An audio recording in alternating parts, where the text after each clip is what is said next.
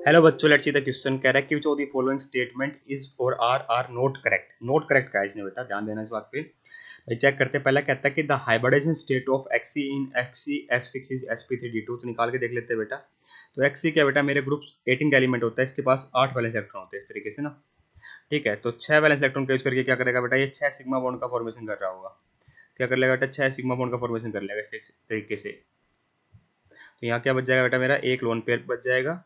ठीक है, 1 2 3 4 5 6। तो हाइब्रिडेशन निकाल के देखिए बेटा। यहाँ पर हाइब्रिडेशन नंबर निकालने से पहले वो क्या होता है, number of sigma bond plus lone pair. ठीक है, तो सिग्मा बॉन्ड कितने बेटा, 1 2 3 4 5 6। और यहाँ पे क्या बेटा, 7वां ये है। तो hybridization sigma bond 6, lone pair 1 है। तो हाइब्रिडेशन नंबर क्या आ गया, 7 आ गया। 7 आ गया तो बेटा हाइब्रिडेशन हो जाएगी मेरी sp3d3। तो यहाँ क्या लिखी हुई है बेटा, sp3d2 लिखी हुई है। इसका मतलब स्टेटमेंट हमारी इनकरेक्ट है। तो हमसे इनकरेक्ट पूछी गई है, इसका मतलब इसको मैं टिक करूंगा बेटा। बात करें बेटा सेकंड ऑप्शन की कि XeO3 has 4 sigma and 4 pi bond. तो ये चेक कर लेते हैं बेटा। तो 8 वैलेंस इलेक्ट्रॉन होते हैं, हमें पता है। ठीक है, तो 8 में से 3 सिग्मा XeO3 है, तो बेटा तीन ऑक्सीजन बाइवैलेंट एटम होता है, तो इससे फॉर्म कर लेगा बेटा। हमसे पूछा गया सिग्मा और पाई बॉन्ड।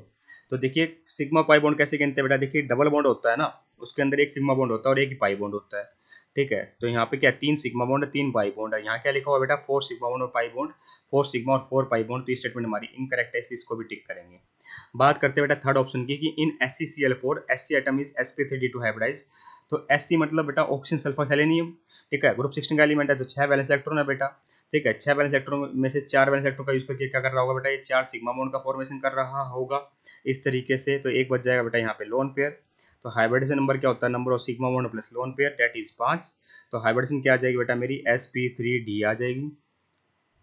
ठीक है, 1 2 3 4 5, हाँ। ठीक है, यहाँ लिखी हुई है sp3d2, तो ये भी इनकरेक्ट स्टेटमेंट है, जिसको भी हम टिक करेंगे।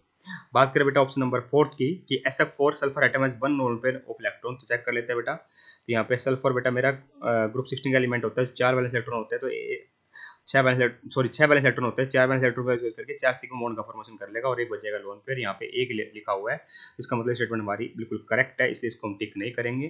तो आंसर आ जाएगा बेटा मेरा 1 2 3 are the correct statement here. I hope you understand the answer. Thank you so much.